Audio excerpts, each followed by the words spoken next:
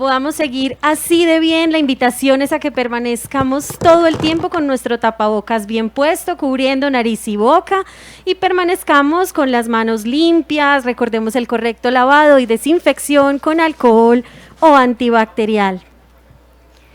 Las palabras palpitan, nacen a cada instante, se transforman, nos enseñan de eternidad. Diría Neruda que son antiquísimas y recientísimas, que viven en el féretro escondido y en la flor apenas comenzada. Esa amplitud poderosa e infinita es gran parte de lo que nos constituye. Por eso, a través de esos códigos hallamos maneras de expresarnos, de cuestionar la realidad y de compartir con otros lo que somos. La Alcaldía de Medellín, a través de su Secretaría de Cultura Ciudadana y la Biblioteca Pública Piloto, les da la bienvenida a la 15ª Fiesta del Libro y la Cultura, que tiene como tema central las palabras. Con música, historias, arte y voces provenientes de las esquinas del mundo, queremos que nos acompañen a entender mejor de qué estamos hechos y qué es lo que nos define. La actividad que tenemos en este momento hace parte de la franja de las charlas de la tarde.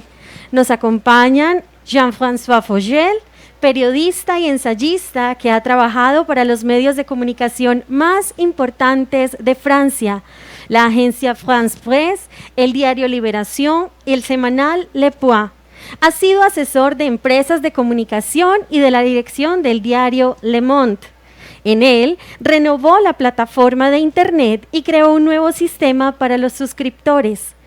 Ha sido asesor de estrategia digital para el grupo France Télévisions, una de las más importantes de Francia. Su experiencia trasciende las fronteras y ha sido valorada fuera de su país. Ha asesorado a varios medios de Europa y América Latina en el tema de contenidos digitales. En los últimos años ha hecho parte del equipo pedagógico y directivo de la Escuela de Periodismo de la Fundación Gabo. Sobre los tiempos actuales tiene opiniones muy contundentes y precisas, como esta, que habla de las informaciones imprecisas. La desinformación no es una artesanía, dice. La desinformación es una industria pesada y muy potente. Con él estará conversando Jaime Abello. Los periodistas y seguidores de Gabriel García Márquez encuentran en él el líder correcto. Estudioso, amable y capaz de crear relaciones con personas diversas. Abogado, director general y cofundador de la Fundación Gabo, ha sido asesor del gobierno en temas de comunicaciones y cinematografía y director del canal de televisión Telecaribe.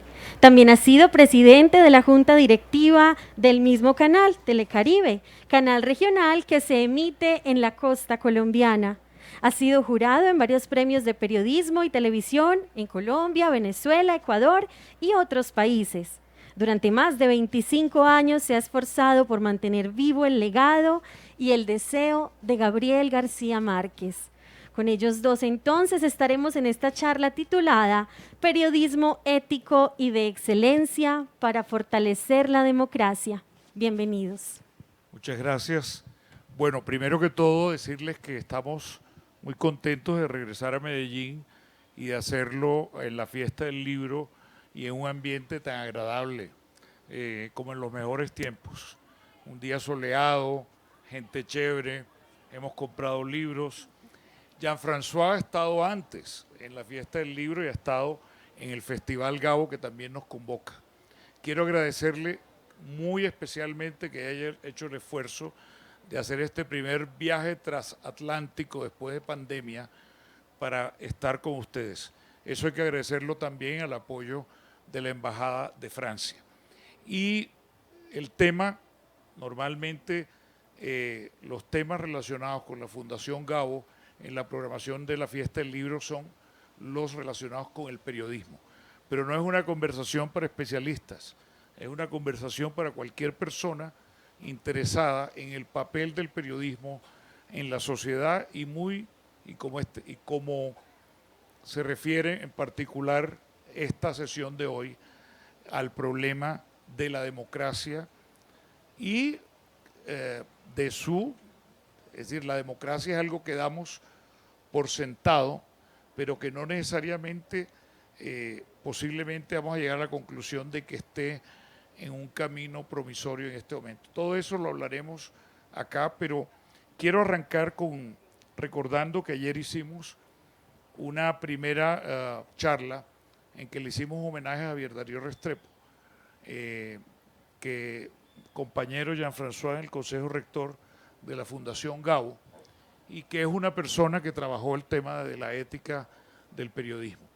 Y una reflexión que nos hacíamos, y que yo quiero pedirle a Jean-François que comencemos por ahí, es la idea de que en estos 26 años de la Fundación nos ha tocado una época en que la ética del periodismo pasó de ser la ética del autocontrol de un poder dentro de la sociedad y un poder dentro de la estructura democrática o política de los países, era el llamado cuarto poder, a ver cómo ese poder, de alguna manera, por el cambio tecnológico, se ha transferido a otros sectores y muy especialmente a los ciudadanos y a las audiencias, de tal manera que la ética periodística se pregunta hoy más cómo servirle mejor a esas audiencias para mantener la vigencia, la relevancia y el impacto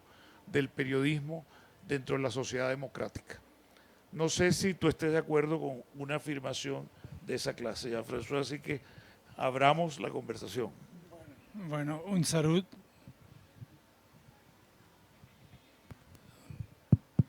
Sí, un saludo para todos. Es un placer de volver al Botánico.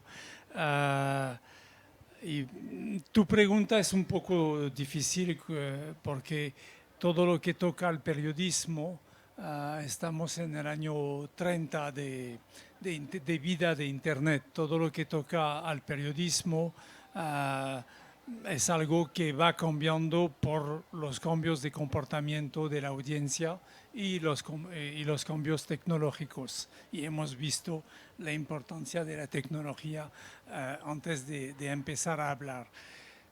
Es cierto que mi vida profesional fue una vida durante muchos años dentro del cuarto poder. Había la idea sencilla que el papel de la prensa era de fiscalizar al poder y de animar los debates políticos.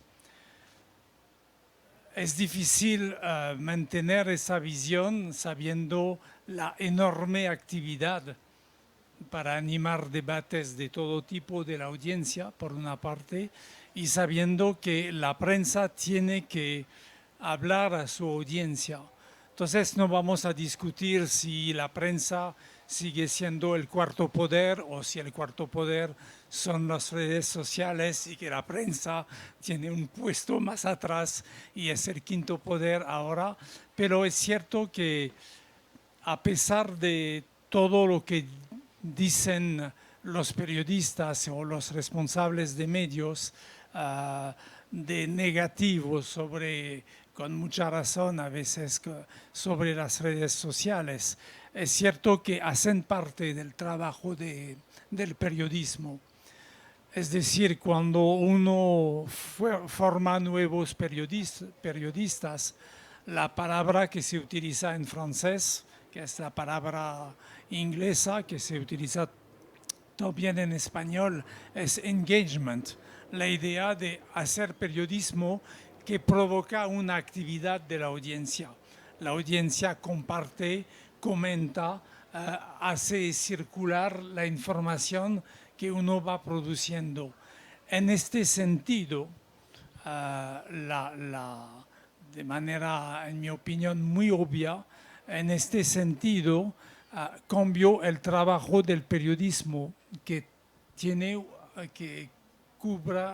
cubre ahora un abanico más amplio.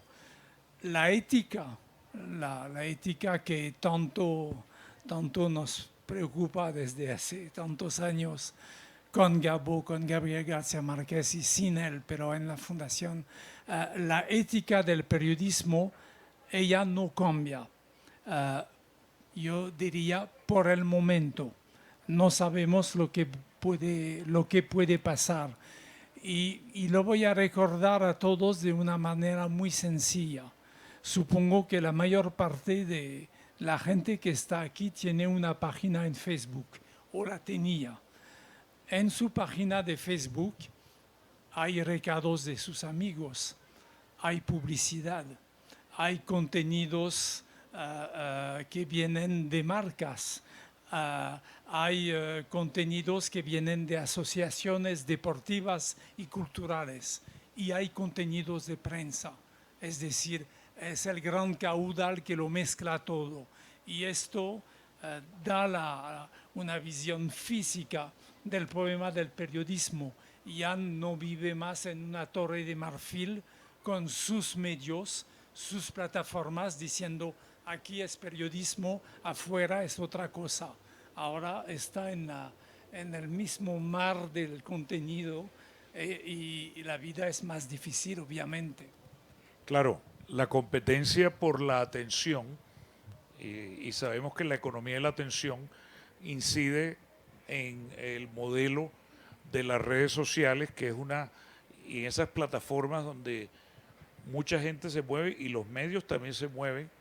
La economía de la atención significa tratar de mantener la relevancia. El engagement también tiene que ver con no perderse en medio del barullo digital de todos esos contenidos diversos que circulan, o esa atención que se ocupa no solo de contenidos. La atención puede pasar de un chat a un juego en el celular o mantener conversaciones.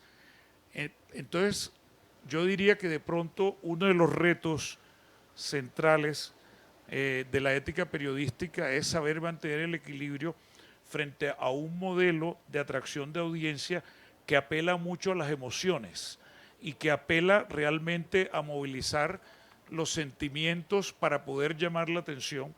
Y naturalmente sabemos que hay un debate muy fuerte sobre justamente cómo las redes sociales están haciendo su propio engagement de una manera que genera las famosas cámaras de eco y demás. Es decir, ¿cómo sientes cómo sobrevivir el periodismo ético en medio de una época en que la atención muchas veces pasa exactamente por apelar a la emoción? Bueno, hay que recordar, soy mucho más viejo que muchas personas aquí, hay que recordar que la llegada de la televisión, yo era muy pequeño cuando llego a Francia, pero me acuerdo muy bien de la llegada de algo que trastornó la vida cotidiana. Y la televisión era emoción con relación a la prensa escrita, no digo con relación a la radio, porque la radio, y si uno lo ve en América Latina, lo que fue la radio en Cuba, en ciertos países, fue una cosa de una emoción absolutamente fenomenal. Pero lo cierto es que la televisión era un medio de emoción. Con Internet cambió el juego por una razón sencilla, es que es la emoción más la interactividad. Es decir, tú tienes la posibilidad de actuar, de expresarte, de compartir, de rechazar, de denunciar. Si eres una persona mala, de insultar, bueno, entonces es emoción y emoción activa. Entonces, hemos subido de un nivel de manera fuerte. La segunda cosa es la tecnología. Es decir, que hace poco venía alguien a hablar con mis estudiantes en Sciences Po, que se encarga del brain content, del contenido hecho para marcas. Entonces, la persona decía, mi entorno es sencillo. Cuando tengo una persona en un celular, se dice celular o móvil aquí. Sí, celular. Cuando tengo una persona en un celular, tengo 8 segundos, que es la duración media de una persona frente a un contenido en un teléfono. Entonces tengo que conseguir esto sabiendo que cada persona va a consumir 15 metros diarios en su teléfono con su dedo. Entonces él decía, esto es la cancha, tengo que jugar bien, pero es la cancha de este señor que hace publicidad, pero es la cancha de los periodistas también. Y es la cancha del entretenimiento y del TikTok y de todo. De todo. Pero ¿y cómo le va a la noticia, al periodismo, sobre todo al periodismo de calidad, al periodismo ético, al periodismo que quiere ser responsable y que no quiere ser simplemente otro explotador de emociones? Esto, y no vamos a actuar como dos actores, porque lo hemos hablado tantas veces para la Fundación. El problema del periodismo en este momento, del periodismo de calidad, es mantener una voz distinta. Es decir, en estos 15 metros que desfilen en mi celular, hay propaganda que buscan mi voto para una votación política. Hay publicidad que buscan un acto de consumidor por mi parte. Quizás hay educación que quiere transmitirme algo de conocimiento. Quizás hay algo de arte que quiere transmitirme una emoción. ¿Qué es lo que quiere transmitir el periodismo o que hasta ahora ha sido capaz de transmitir el periodismo? El periodismo es una voz distinta, independiente, responsable, en una sociedad desinteresada. Es decir, que no busca plata, que va a tocar un tema que quizás no es un tema popular. Doy un ejemplo. Producir contenido sobre educación no lleva publicidad a un medio y no apasiona la audiencia de manera global. Entonces, si no eres un periodista responsable, ético, con una ética, no vas a dedicar mucho espacio a la educación, diciendo no importa cómo vamos a formar los niños para el futuro. Esto es la diferencia. Entonces, ¿qué puede hacer el periodismo? Bueno, primero podemos suponer que el periodismo tenga más talentos para expresarse, aunque son mucha creatividad para generar sus contenidos y tecnología también. Sí, pero hay que recordar que los recursos del periodismo son los mismos que los de la propaganda, de la prensa, del comercio. Bueno, entonces esto es la primera dificultad.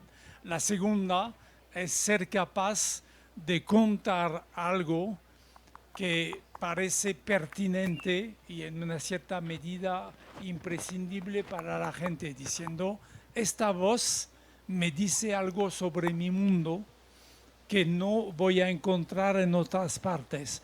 El desafío es enorme, el desafío es mucho más potente que antes. En un momento donde encontramos el periodismo vulnerable, la potencia de las redes, las dificultades económicas y el cambio total. Eso me hacía pensar, cuando había el problema del sonido.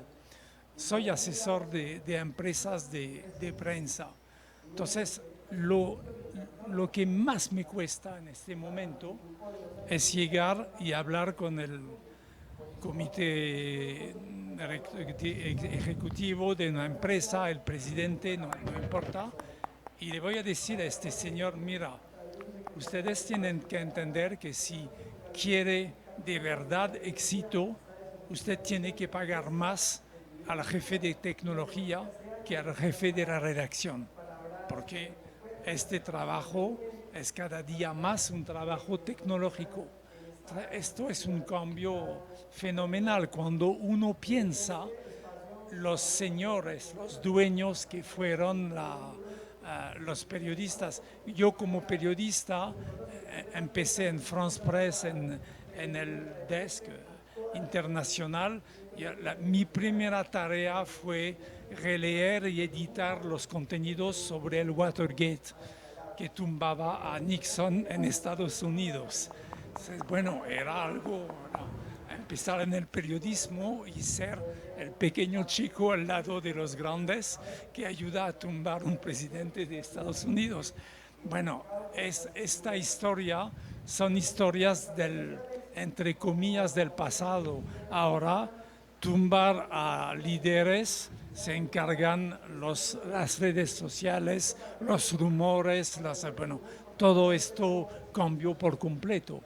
Sí, esto es. Una de las de los requisitos que se supondrían necesarios para que el periodismo pueda competir en ese escenario tan complejo que acabamos de describir aquí, es el de mantener la confianza o la credibilidad. Y sin embargo, todo indica que estamos en una era en la cual se ha erosionado. Obviamente la confianza se ha erosionado no solo respecto al periodismo, respecto en general lo que se consideran instituciones. Pero el periodismo, es decir, un periodismo sin confianza de al menos un nicho específico de la audiencia tiene muy poco futuro. ¿Cómo ves el problema del prestigio, de la credibilidad, de la recuperación de la confianza del periodismo, considerando, por ejemplo, sondeos como el Digital News Report, que nos muestra ese problema global de la relación de las audiencias con el periodismo? Bueno, el problema es global. El problema es global y no vamos a sacar números, pero según los países vemos que la pérdida de confianza es global en los políticos, en los partidos políticos. Hemos visto con la pandemia en los médicos que tuvieron problemas. Bueno, la cosa es global. El problema del periodismo es que era una Por la palabra... mañana, los rayos de sol entran por las puertas y ventanas de la casa, iluminando el espacio, llenándolo de alegría. Pero el sol no está solo en el espacio. En ocasiones el viento lo acompaña. Sí, Sigamos. ya. No, pero el problema es que la palabra del periodismo es una palabra que tenía un peso distinto. No voy a hablar de Colombia, pero pueden entender mi visión a través de Francia. Tuve la sensación que la palabra de los curas fue, si no destrozada, por lo menos muy dañada por la piladora. La piladora cambió los comportamientos sexuales. La piladora contraceptiva. La píldora. La píldora, perdón. Píldora. La píldora. Eso suena lindísimo, la piladora, Sí, no la píldora. La píldora. Anticonceptiva. Entonces, bueno, la píldora quitó una parte de la fuerza de las palabras de los curas. Los profesores en la escuela fueron muy dañados por la televisión. De pronto la ventana de la televisión mostraba algo mucho más amplio que el saber del profesor. Los políticos en muchos países han sido dañados por las pequeñas muñecas que hacen burlas en la televisión, por todo El humor satírico. el humor satírico intenso. Y entonces los periodistas ahora, frente a su propia audiencia, su palabra ha perdido mucho peso con la emergencia, con el auge de las redes sociales. Entonces esto es... Pero dentro de las redes sociales, un protagonismo muy importante lo llevan los enemigos de la prensa. Y me refiero específicamente a muchos líderes políticos. Obviamente Donald Trump es el arquetipo del archienemigo de la prensa. ¿Por qué crees, en qué consiste la clave de ese deseo de Donald Trump, que usó a los medios para convertirse en celebridad, en luego destruir la capacidad de los medios de hacerlo, como dicen los gringos, accountable, es decir, políticamente responsable con la información? Mira, Trump tiene muchas calidades. Tiene un talento de comunicación fenomenal. Tú hablabas de la emoción. Él fue capaz y sigue siendo capaz de construir un lenguaje que habla hasta las personas que aparentemente no se sienten comprometidas por la política. Entonces, no hay que pensar que es un accidente. Yo creo que Trump es un síntoma de un cambio mayor en la manera en que se habla a las audiencias, utilizando la emoción y utilizando los nuevos medios de comunicación. Es cierto, de esto hemos hablado también muchas veces, es cierto que la prensa tiene una dificultad específica.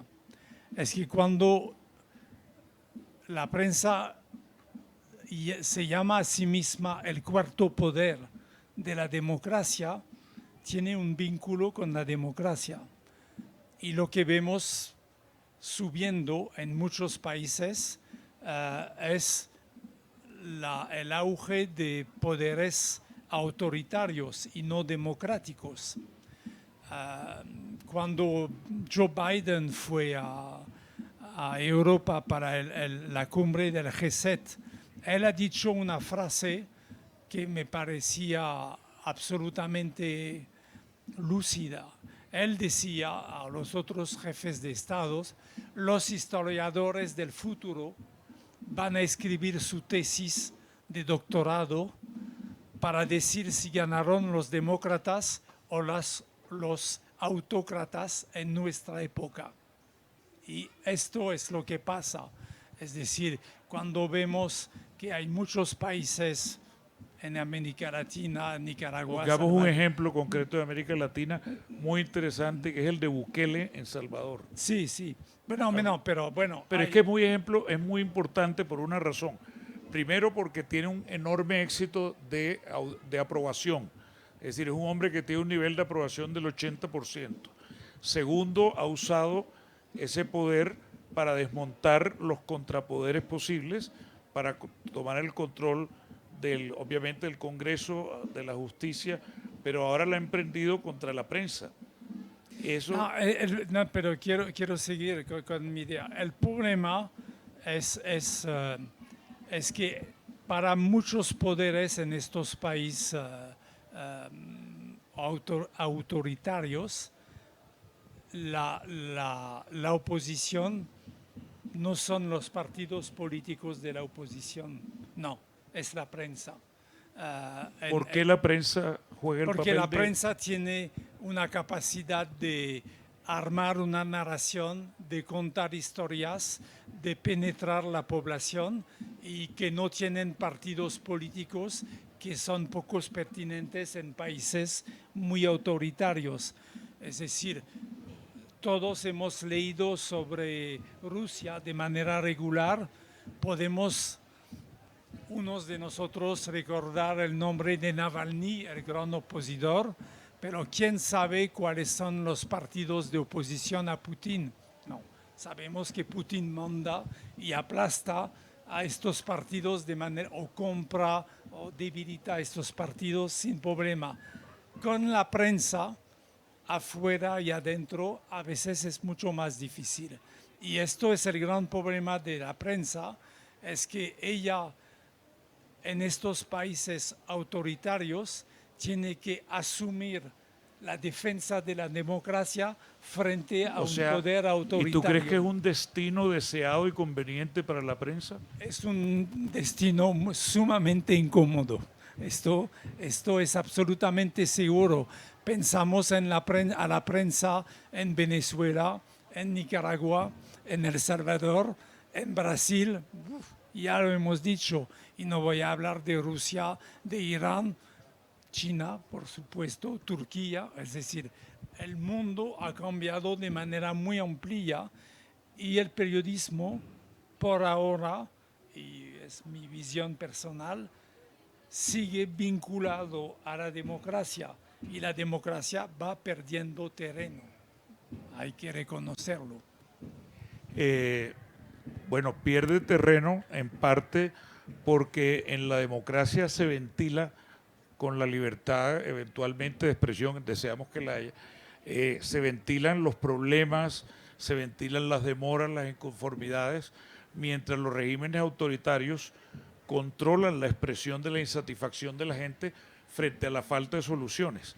Y si pensamos en casos como el de China, donde el poder del Estado se ha enfocado a desarrollar un sistema, digamos, de actuación tecnológica con la población, que le permite tener un gran control y eventualmente, como pasó en la pandemia, resultados positivos. Por ejemplo, China ha sido un país eficaz para controlar los brotes.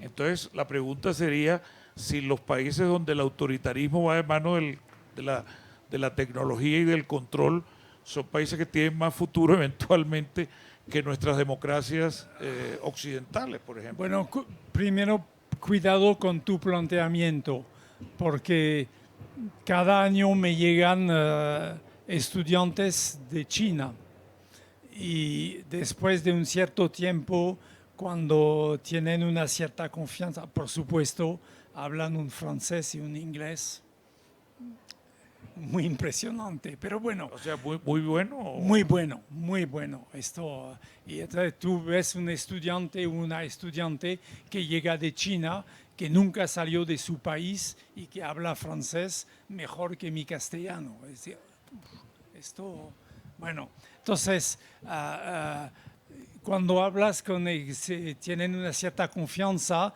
te explican que aunque están en China, tienen una solución para el VPN, es decir, para la conexión desde afuera, y lo que se pinta de manera monolítica es un poco distinto. Pero es cierto que el problema de la tecnología, es decir, el papel de la tecnología es algo que va a cobrar una fuerza tremenda, sobre todo por la capacidad de la inteligencia artificial de realizar tareas que parecían imposibles. ¿Te acuerdas que hice una serie de charlas para la fundación explicando que utilicé unos robots para imitar mi manera de escribir, y no imitar, sino producir textos en mi lugar, y que el resultado era muy impresionante y muy eficiente. Entonces, este desarrollo tecnológico va cambiando el paisaje. Claro, como siempre, recordemos que la tecnología es una herramienta y todo depende al servicio de que se ponga esa herramienta. De todas maneras, tú has afirmado aquí hace un momento que sientes que la democracia, o por lo menos la aprobación de la democracia, va en declive.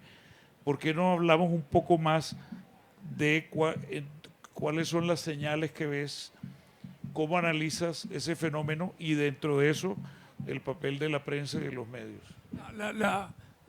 Bueno, hablamos así hace buen tiempo y quizás no son cosas que yo diría de manera brutal frente a compañeros en Francia. ¿Qué es lo que no funciona en la prensa en este momento? Es que la prensa, cuando hace cobertura política, tiene tanta experiencia que sabe hacerlo, no quiere cambiar. Entonces, sigue los partidos políticos, sigue los líderes, sigue los sondeos y tal como lo que pasa en este país, qué pasa con Petro, qué pasa con Fajardo, bueno, la verdad es que la sociedad cada día menos funciona así. Si vemos los temas que son los temas potentes para movilizar a la opinión, discriminaciones, feminismo, racismo, protección de los animales, protección del medio ambiente, todo esto para la gente y sobre todo para los jóvenes no pasa por los partidos, pasa de otra manera, por las redes sociales, por acciones, por un escándalo sobre un caso específico que crece y que se convierte en algo muy potente. Y la prensa, por el momento, tiene grandes dificultades para adaptarse a estos cambios. Pero también los sistemas políticos tienen dificultades Sí. para responder a todas esas demandas. Sí, no, pero pues, esta señora recordaba que yo trabajé para Le Monde. Me acuerdo muy bien que en los años 90, fin del siglo pasado, yo hice el nuevo plan de la redacción de Le Monde. ¿Cómo lo hice? Tomé el gobierno francés y para cada ministerio 2 personas que van a molestar y a joder al ministro y 2 reporteros. El plan era meramente una transferencia desde el poder político. Hoy en día no es así. ¿Quién sigue lo que pasa en Facebook? ¿Quién va a meterse en lo que ocurre? ¿Quién es este chico que nadie conoce, que tiene 3 millones de seguidores y que pone tal ministerio en llama? Esto es la verdad. Esto es lo que pasa. Pero permite que te insista la idea de, tú percibes que la democracia está dejando de ser tan popular. Todos a nivel leemos global. de manera global. Si miramos los sondeos que tenemos de una firma francesa, Ipsos, seguro reciente, sobre América Latina, de manera global, si se da 3 frases a la gente en América Latina para opinar cuál es su visión. La primera frase, muy parecida a lo que decía Churchill: la democracia es el mejor régimen político. 60% de las personas en América Latina dicen sí. Esto es bueno. Ahora, si tú dices la democracia está bien, pero de vez en cuando necesitamos un gobierno autoritario para restablecer las cosas. En América Latina, 25% de apoyo. Y las personas, tercera proposición, a mí no me importa que el gobierno sea democrático o autoritario, porque de toda manera tengo una vida aplastada por la economía, por la política, por todo, 15%. Entonces, la prensa que habla y que se apoya en la democracia en este momento en América Latina de manera global solo habla al 60% de la población, compartiendo de verdad criterios fuertes que permitan una comunicación. Lo siento, pero lo que digo se observa en los otros continentes, así. Y además, entre los que toman una cierta distancia con la democracia, hay más jóvenes que personas adultas. Los jóvenes, quizás por lo que han visto, por la catástrofe, lo que hacemos de la planeta, la incapacidad de resolver cosas. La pandemia fue otra cosa, otra prueba, pandemia. La ciencia responde, vacunas en muy poco tiempo. Los que producen alimentos consiguen producir y nutrir, alimentar al mundo. La red de telecomunicación que hemos utilizado funcionó.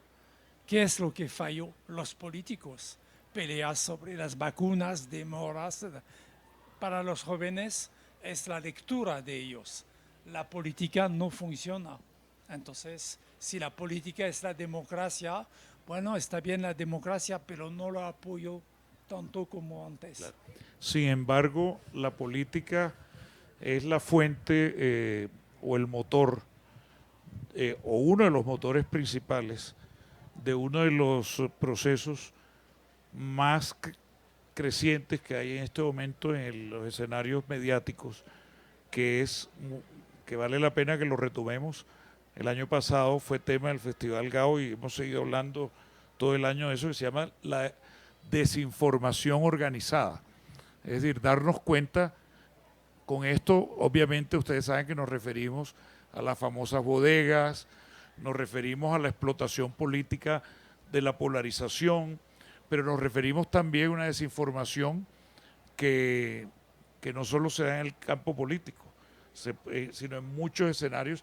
Y uno de los problemas graves para la prensa es que la gente a veces confunde estos medios, los que llamamos fake news o de falsas noticias o de pseudo periodismo, con periodismo auténtico. Y esto va en crecimiento.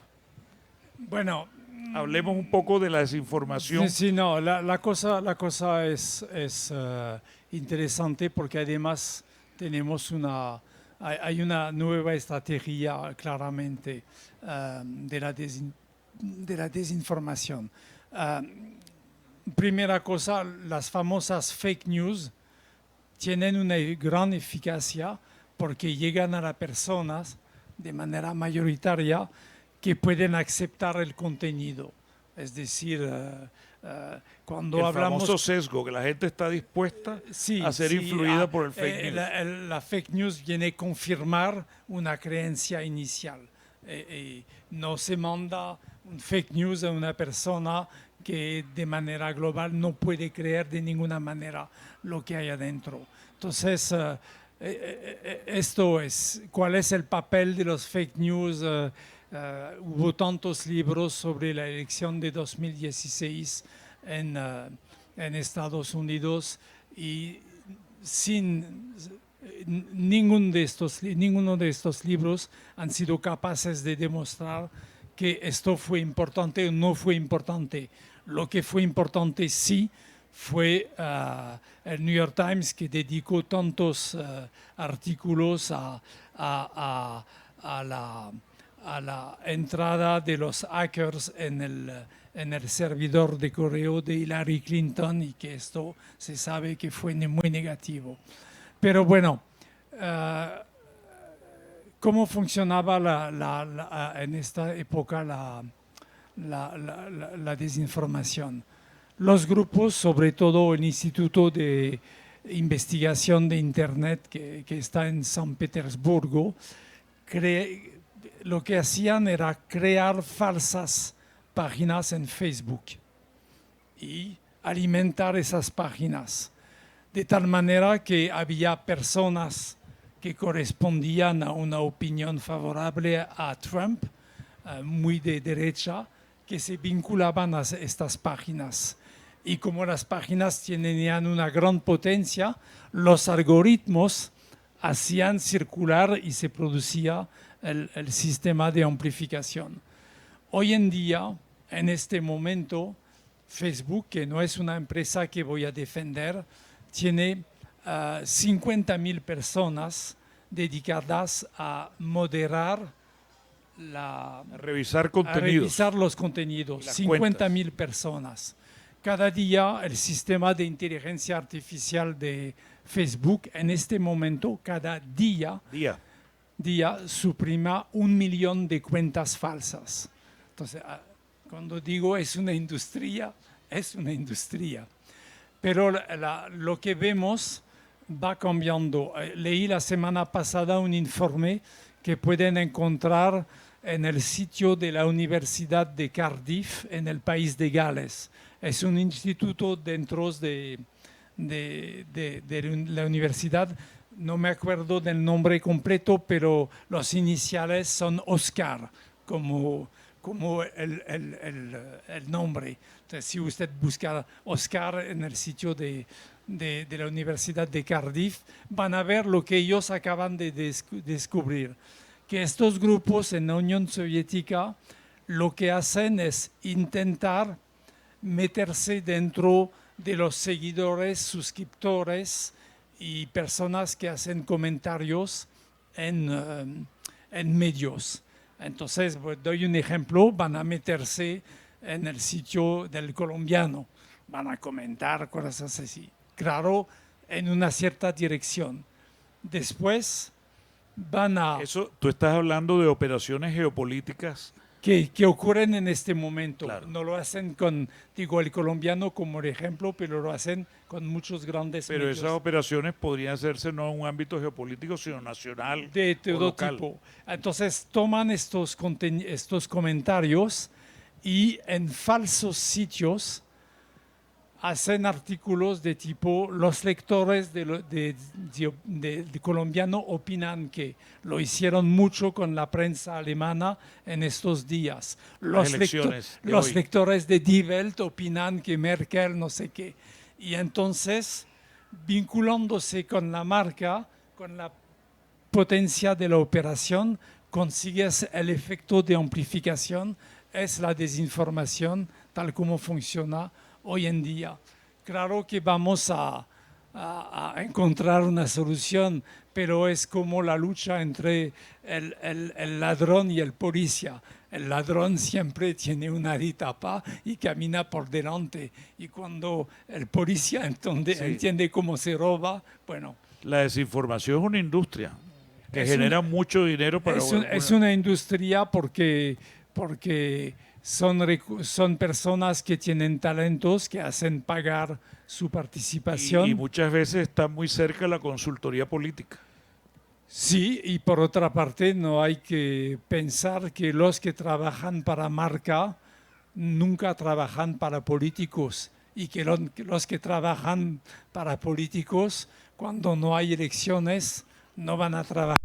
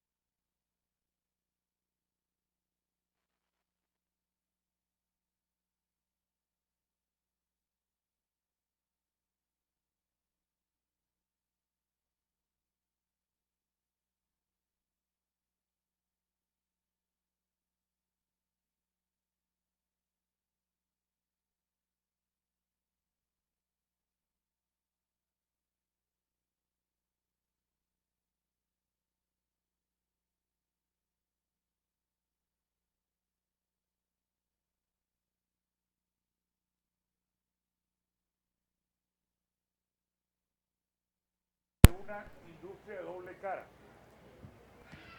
Aló. Es una industria que tiene una doble cara. Es decir, produce tanto generar desinformación como combatir desinformación. Es decir, o por lo menos tiene un futuro el combate a la desinformación, porque definitivamente, ya que la desinformación no se puede solucionar, al menos hay que tratar de generar resiliencia, es decir, que la sociedad se acostumbre al problema de la desinformación y lo maneje tanto a nivel colectivo como individual, porque creer que se va a parar es muy difícil. Entonces la pregunta es, ¿la desinformación es la gran amenaza o es un campo de oportunidades para el periodismo?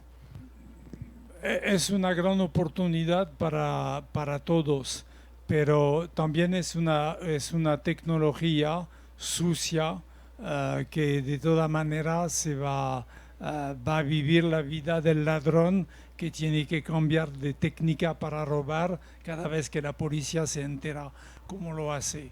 A mí no me preocupa tanto, lo que más me preocupa es que la información vale por el contexto de su recepción. Entonces, si es una desinformación que la persona que la reciba opina que esto es cierto, aunque es una desinformación total, esto plantea problema. Como la tía que dice, yo sé que no es verdad, pero me gusta, así que por eso la reenvío por WhatsApp. Los primeros estudios que tuvimos hace 10 años que tuvimos estudios sobre Twitter, hechos en Princeton, sí, creo que fue en Princeton, y se veía claramente que la mayor parte de las noticias falsas que circulaban en esta época la ponía en circulación personas que retuiteaban algo que sabían que era falso, pero le gustaba. Entonces le gustaba la idea de hacer circular esto. Entonces esto no me plantea un gran problema. El problema es que hemos entrado en una crisis de la verdad. Es decir, es el debate sobre lo que es la verdad. ¿Y cuál debe ser el papel del periodismo frente a la verdad? Es decir, siempre dijimos que la promesa ética del periodismo era ofrecerle la verdad a la gente. Esa era la promesa. Sí, aunque pero no si tú sabes que hay mucho debate sobre eso. La verdad, hasta ahora había tres verdades. La verdad revelada de la religión, que alguien escuchó un profeta que le dice algo. La verdad demostrada de los filósofos, que sacaban argumentos para demostrar que esto es verdad.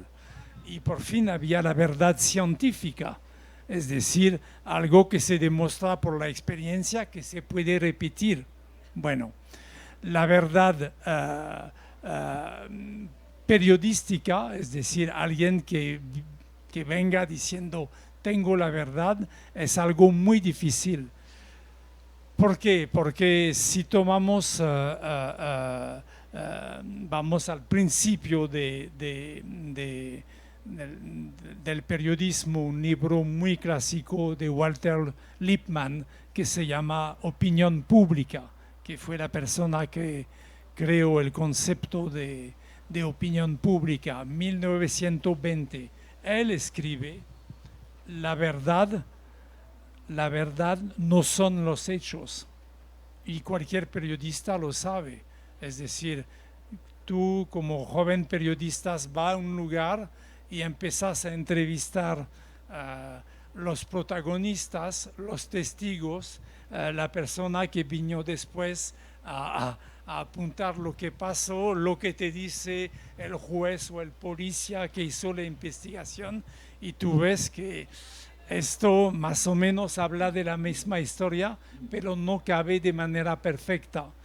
Es donde el periodismo tenía una ventaja, es que tenía la tecnología, las técnicas de investigación, las técnicas de narración y la ética. La ética que le permitía decir, le voy a entregar una narración honesta, independiente, y bueno, entonces esto cambiaba todo. Claro, porque hoy en día cualquier persona te saca un video y lo que ha dicho el periodismo puede quedar desvirtuado. Entonces, ¿cuál es la solución? ¿Cuál es el valor agregado que en medio de este escenario? Hemos visto que el escenario es muy complejo, pero sin embargo el periodismo tiene una razón de ser aún en medio de los cambios. ¿Dónde está el máximo valor agregado? La cosa es sencilla. Se acerca una elección en este país. Así es. Sí, bueno, ¿cuáles son las voces que van a decir, ustedes viven en Medellín? ¿Cuáles son las voces que está pasando, que le van a decir qué opina la gente en Bucaramanga? ¿Cómo lo van a saber? Mirando las redes sociales, escuchando líderes. La voz del periodismo, si es una voz ética. Pero hay un riesgo, lo que acabamos de ver en Perú. En Perú, la polarización llevó a que grandes medios decidieran alinearse políticamente con el argumento de que había una opción que representaba una amenaza para el futuro de la democracia peruana, que era la opción que finalmente ganó. Y ha sido un fracaso estruendoso de los principales medios peruanos, que inclusive sacaron gente porque prefirieron hacer una cobertura politizada a favor de Fujimori ante el riesgo de que ganara Castillo, y ganó Castillo. Y hoy en día los medios están, eso es un riesgo, es decir, el riesgo de asumir. Es una equivocación por parte, lo sabemos, por parte de la prensa peruana. Esa equivocación podría ocurrir en Colombia, el alineamiento político de los medios. Sí, puede ocurrir en todas partes. Quiero recordar que los periodistas tienen prejuicios, pero tienen una ventaja, es que los prejuicios son los mismos. Prejuicios, no perjuicios. Prejuicios. Cada día son los mismos y hablan de la misma manera, lo que hace que podemos seguir un medio de comunicación, aunque no nos sentimos de acuerdo con lo que dice, pero sabemos cuál es el ¿Cuál es su frontera prejuicio. de prejuicio? Bueno, te voy a dar un ejemplo. Yo tengo una suscripción al New York Times. Yo tengo amigos en el New York Times, yo trabajé para ellos. Bueno, yo sé perfectamente que ellos son una cierta clase de intelectual en un rincón, bueno, todo esto, ok, pero trabajan de manera honesta y yo puedo entender lo que me imagino que es la realidad con relación a la pequeña diferencia que añaden por ser los que son. Y esto se repite en todas partes. Es un poco como escuchar a un amigo. Sabemos que es un amigo de derecha, de izquierda, que tiene una cierta visión, pero lo escuchamos porque como él nos habla cada día, podemos entender y ubicar cuál es Mientras su mantenga la relato. coherencia en Sí, ese... sí. Muy bien. ¿Alguien quiere hacer una pregunta a Jean-François Fogel? Los invitamos. O a En Jaime este Abello. Muy bien. Sí, adelante, por favor. Muy buenas tardes. En Colombia los escándalos han sido detectados básicamente por la prensa. Podemos ver el último caso de Mintic y de centros poblados. Vemos el caso de Brecht, por ejemplo, y a nivel mundial, Watergate. Yo creo que eso está ocurriendo también en el país porque no tenemos organismos de control, ni Procuraduría, ni Fiscalía, porque todos están al servicio del poder. La pregunta es, ¿cómo ven ustedes el futuro de la prensa como organismo de control político? Yo no veo futuro. Y voy a muy claro, yo pasé, ahora no lo hago, pero pasé muchos años formando a periodistas, y voy dando taller en la fundación. Un periodista no es un policía, no es un juez, no es un médico, no es un científico. Es una persona que tiene la capacidad de hablar y de cuidar lo que dicen estas personas para sacar una narración buena. Lo que usted dice es cierto, es que el poder de la prensa de revelar escándalos, pero no tanto escándalos meramente, sino decir cómo son las cosas, cómo funcionan, dónde circula la plata, quién toma las decisiones. Este poder no hay otro sector profesional que lo tenga con un monopolio tan grande. La prensa por el momento sabe hacer esto.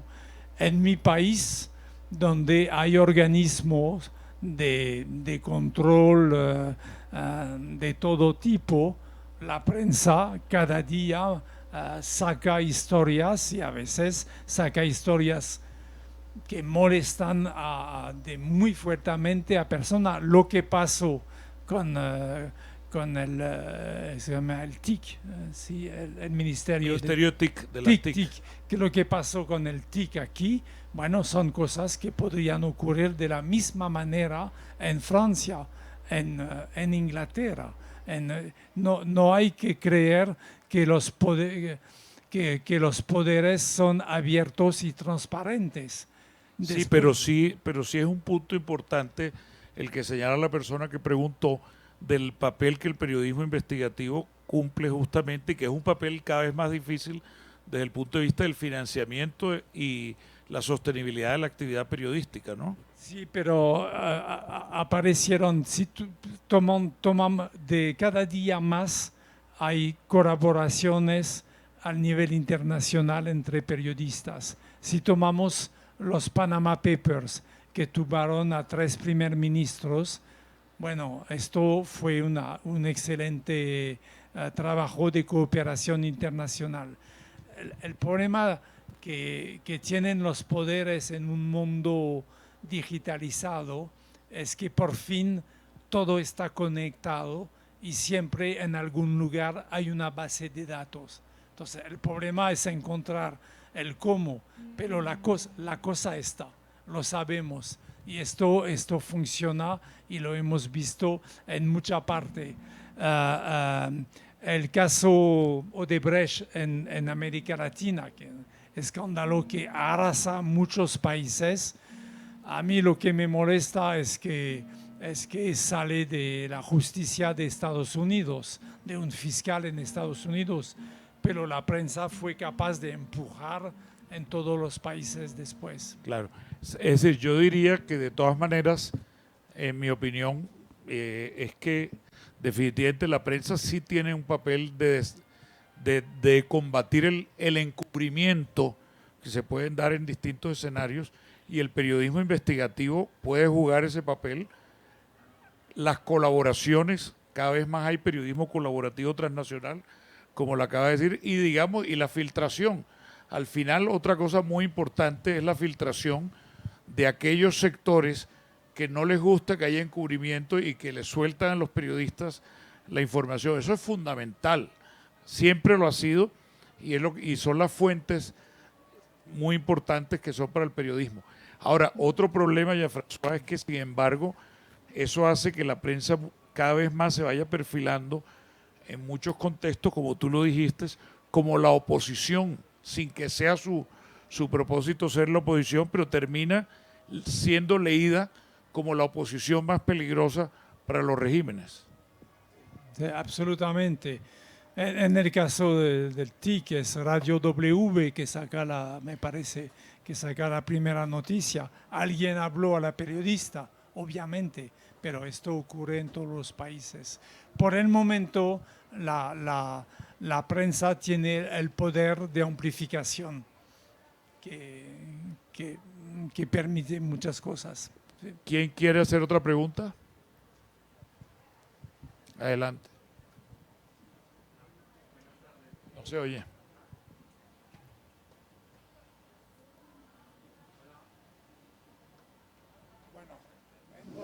Sí. Lo vas a Creo que ya te sirve el micrófono. Sí, hola. Ok, bueno, pues primero buenas tardes y segundo, tomando en cuenta posibles consolidaciones de redes sociales como monopolios de la información, ¿qué opinan ustedes los actos de censuras políticas por parte de redes sociales y sobre estas cómo afectan las elecciones populares en muchos lugares? Oye, ese es un punto interesante. Yo no sé yo no sé si hay que llamar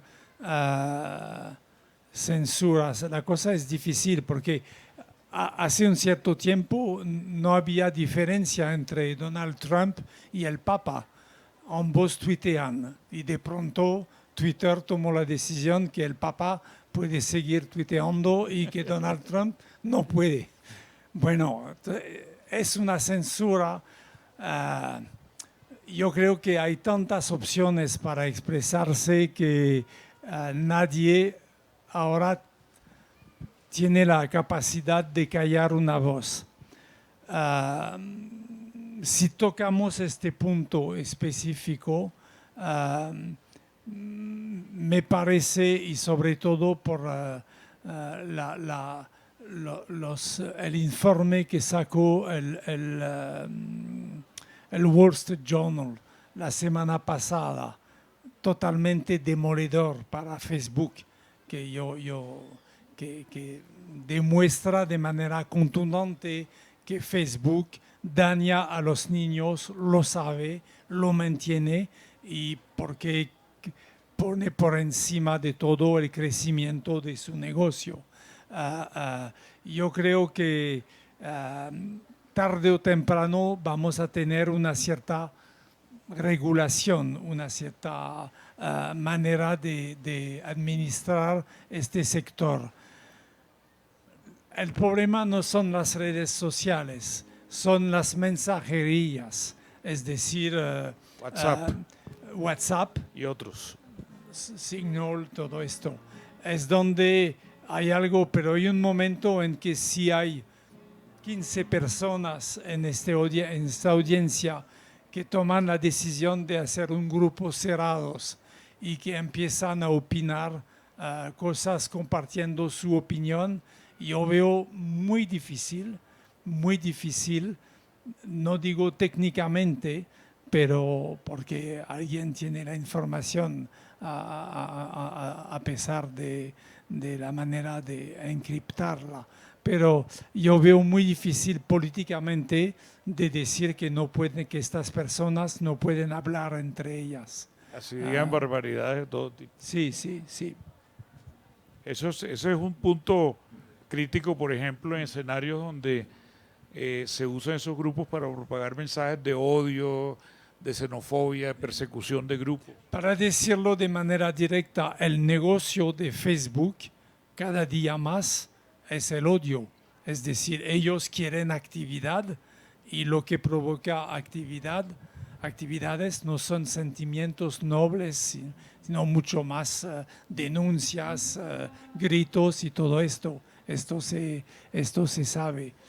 Hay un libro, supongo que va a ser traducido al español, que salió hace como 6 semanas, que se llama Ugly Truth, una verdad fea, que fue escrita por una periodista del New York Times y una periodista del Wall Street Journal, que es sobre Facebook, que es algo totalmente demoledor. Esto se ve que el negocio de Facebook es la actividad y sabemos perfectamente que Facebook juzgó papeles sucios en muchas actividades y matanzas en Asia. Bueno. ¿Alguien quiere hacer otra pregunta? Sí, adelante. Yo creo que es la última, salvo que otra persona se sienta impelida. Hola, buenas tardes. Hablan de que el Facebook y las redes sociales, ¿me escuchan bien? Sí, habla. Las redes sociales tienen su industria y la desinformación, digamos que brinda mucho rédito en cuanto a lo económico. ¿Qué futuro se le ve al periodismo y al periodista? Porque si bien estas industrias generan mucho bien económico, el periodismo viene cayendo como en un desahucio, ¿sí? ¿De qué manera puede el periodismo mantenerse cuando cada vez la verdad genera menos? Cada vez la verdad, perdón. Genera menos. Menos en lo económico. Menos rentabilidad, menos aparentemente. rentabilidad. No, es que la última parte de tu pregunta me molesta. No es que genera menos recursos, sino que de manera global una actividad digital factura menos que una actividad en el mundo real. Es decir, aplasta los gastos. Bueno, entonces esto es lo que pasa. Es cierto lo que tú dices, que los modelos de negocios del periodismo se encuentran en un momento difícil, pero han mejorado mucho en los 2 últimos años.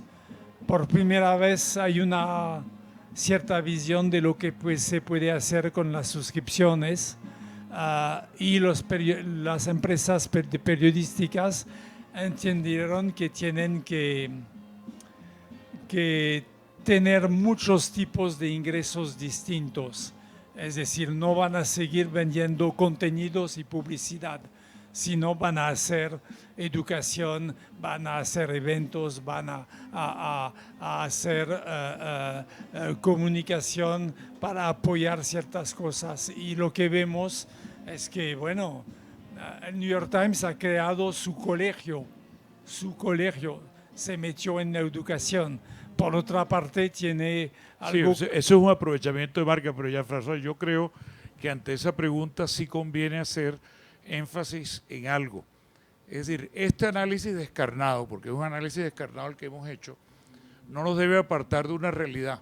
El periodismo tiene hoy más oportunidades que nunca también, pero lo que pasa es que es un escenario de dificultades. Nosotros estamos haciendo un estudio en la Fundación sobre medios nativos digitales en América Latina. En 12 países hasta el momento hemos relevado más de 4.500. Muchos morirán en el intento, pero lo que vemos cada año en el Premio Gabo es que tanto en los medios tradicionales como en los nuevos medios, hay un surgimiento, de todas maneras, unas apuestas periodísticas renovadoras. Y también yo quisiera recordar aquí, hace 2 o 3 años, cuando le entregamos el premio de excelencia a Nacho Escolar, la apuesta de la sostenibilidad económica del periodismo está centrada cada vez más, aparte de todos estos aprovechamientos de marca colaterales como los que acaba de escribir Jean-François, en profundizar la relación con una audiencia específica para convertir esa audiencia en fuente de suscripción, de membresía. Lo que pasa es que todo esto está en construcción, pero creo yo que lo que se ha tratado de transmitir aquí, cuando hemos visto un escenario tan complejo, es que el papel del periodismo es justamente mantener la independencia, la voz desinteresada, pero con creatividad, tratando de generar ese engagement. Y el reto no es fácil, pero las demostraciones de que ese reto sí se puede lograr con acierto abundan, por lo menos en América Latina. No sé si tú estás de acuerdo. Sí. El periodismo tiene futuro. Yo doy cursos de negocios periodísticos. Él es director de la Escuela de Management de Medios de la Universidad de Sciences Po. Yo creo que tiene futuro. No, por favor, lo que hemos hablado aquí es, al hablar de los problemas no significa claudicar, todo lo contrario. Por eso, una de las mayores fuentes de oportunidades para el periodismo está justamente en el auge de la desinformación. Ante tanta desinformación, lo que necesitamos es buen periodismo. ¿Para qué? Para contrastar, para desenmascarar, para mantener en la guía. Pero hay que hacérselo sentir a la gente. Hay que apostarle a la confianza, es decir, lo que sí es que el periodismo cada vez tiene menos derecho a cagarla, perdonen que use esa expresión, a equivocarse. La gente quiere un periodismo en el que pueda confiar. Nos toca dárselos. Bueno. Buen final. Sí, gracias. Muchas gracias. Muchísimas gracias a nuestros invitados y a ustedes. Gracias por hacer parte de esta franja de las charlas de la tarde de la 15ª Fiesta del Libro y la Cultura. Los invitamos a seguir disfrutando de todos los espacios. Oye, yo quiero aprovechar, Claro. déjame un minuto antes de que se me olvidara este mensaje. Te invito a ti y a todos los interesados a que se conecten este año al Festival Gao, que va a ser virtual. No lo podemos hacer presencialmente, a diferencia, me parece que la Fiesta del Libro la ha ido maravillosamente de manera presencial, pero nosotros tomamos la decisión hace mucho de que fuera virtual, pero va a estar en las redes y en todos los medios de la Fundación del 15 de noviembre en adelante. Así que están todos invitados. Ahí estaremos conectados. Muchas gracias. Y hablando también de tecnología, pueden descargar la aplicación de los eventos del libro, donde pueden encontrar toda la programación. En un ratito, en este mismo espacio, vamos a tener la charla La voz de la infancia, lenguaje poético e imaginación en la escritura literaria. Feliz tarde para todos. Acá nos vemos, que tengo que salir a gracias por el